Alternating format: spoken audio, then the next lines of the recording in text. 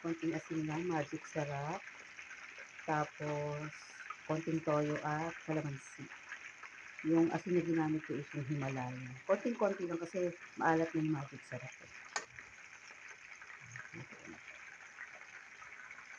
Tapos dito naman sa kabila, nasilip mo na yung ating pork at vinegar. Pagtagan ko ng konting tubig.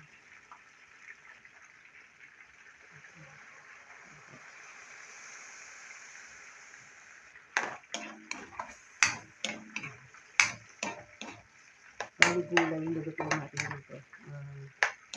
Sayote, partner no fried chicken, para may gulay. Bigyan ko lang to ng beef cube. Tapos pag kulang yung timpla niya, pwede tayo magdagdag ng asin. Mamaya. Dagdag rin natin yung chicken natin. Wala po itong breadings kasi hindi ako talaga nilalagay ng breadings kasi para all chicken skin makakain natin dito. Sabi nyo, pero wala namang masama kung maglagay po kayo ng breadings kasi yung mga bata gusto nila crunchy na breadings. Sapsapin natin. Minsan kasi yung lumalabas ko yung tubusin. Ayan.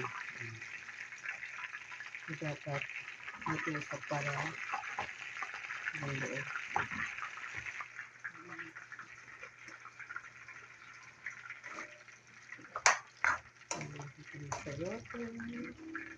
Yung tinta natin ay atin na para lambutin na natin ito sa yoga natin. Pag nagkulang sa tubig, pwede ito